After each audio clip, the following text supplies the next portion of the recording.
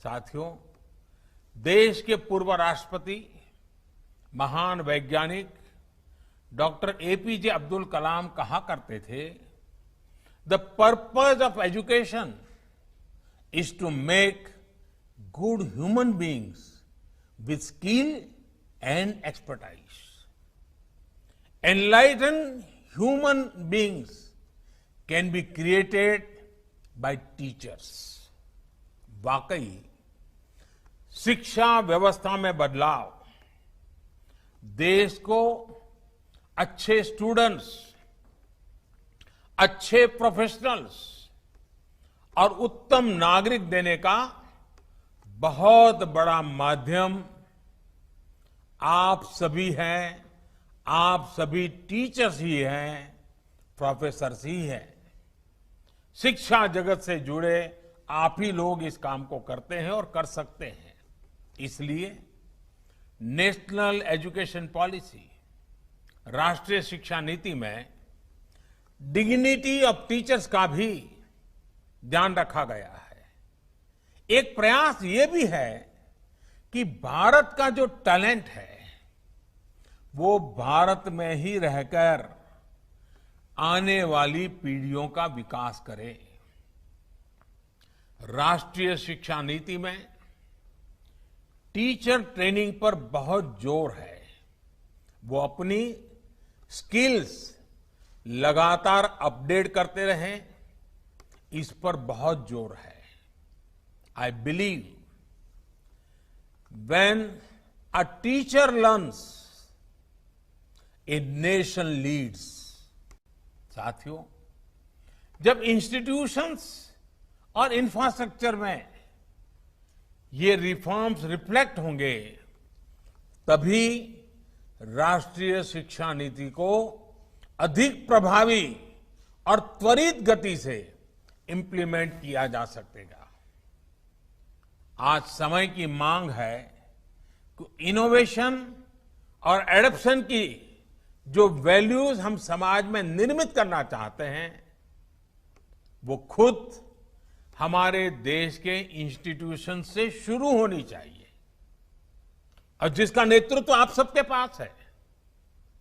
जब हम एजुकेशन और विशेष हायर एजुकेशन को एम्पावर्ड सोसाइटी के निर्माता के रूप में खड़ा करना चाहते हैं, तो इसके लिए हायर एजुकेशन इंस्टीट्यूशंस को भी एम्पावर करना जरूरी है।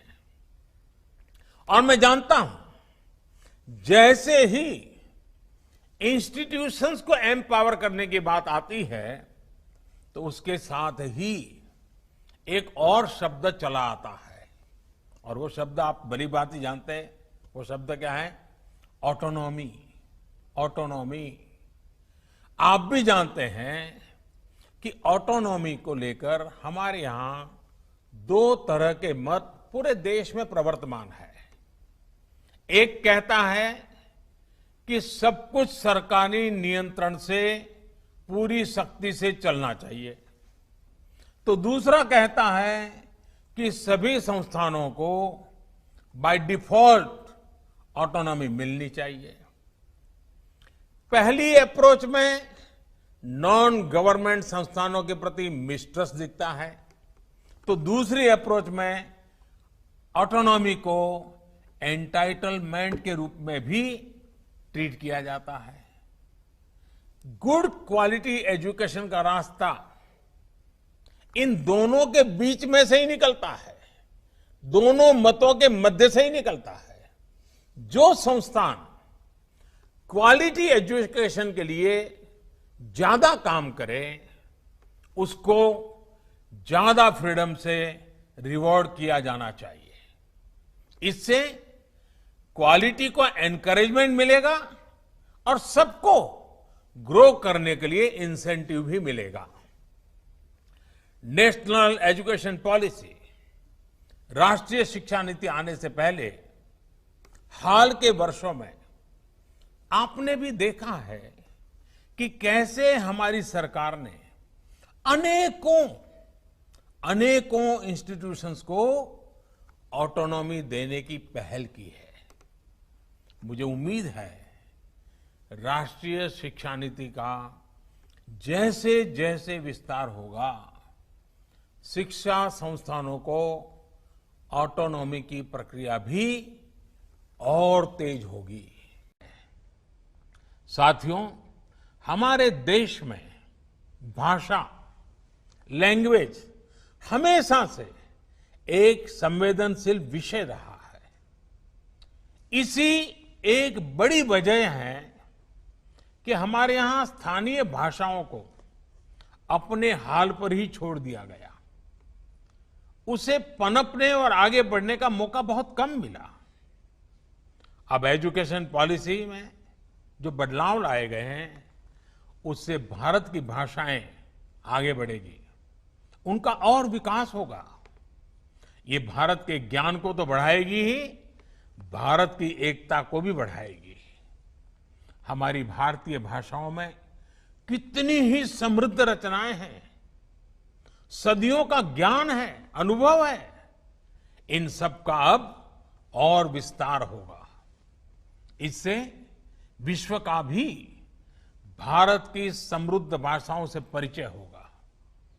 और एक बहुत बड़ा लाभ ये होगा कि विद्यार्थियों को अपनी शुरुआती वर्षों में अपनी ही भाषा में सीखने का अवसर मिलेगा। इससे उनका टैलेंट और पुष्पवित पल्लवित होने के लिए मैं समझता हूं बहुत अवसर होगा। वो सहज होकर बिना दबाव के नई नई चीजें सीखने के लिए प्रेरित होगा, वो शिक्षा से जुड़ पाएगा।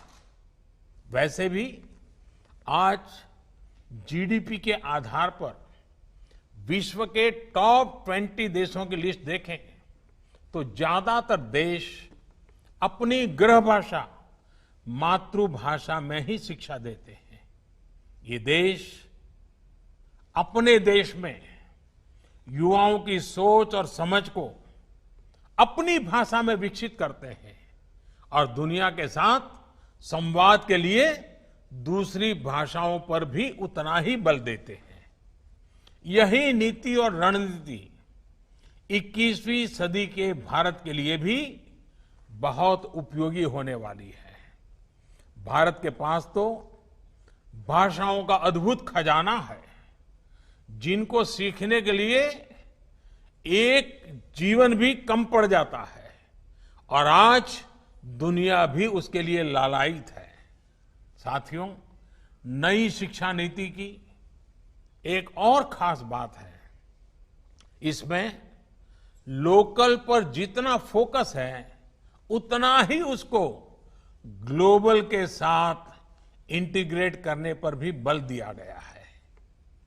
एक और, जहां स्थानीय लोक कलाओं और विद्याओं, शास्त्रीय कला और ज्ञान को स्वाभाविक स्थान देने की बात है, तो वहीं टॉप ग्लोबल इंस्टीट्यूशंस को भारत में कैंपस खोलने का भी आमंत्रण है। इससे हमारे युवाओं का भारत में ही वर्ल्ड क्लास एक्सपोजर और अपॉर्चुनिटी भी मिलेगी और ग्लोबल कंपटीशन के लिए ज्यादा तैयारी भी हो सकेगी। इससे भारत में विश्व स्तरीय संस्थान के निर्माण में, भारत को ग्लोबल एजुकेशन का हब बनाने में भी बहुत सहायता मिलेगी।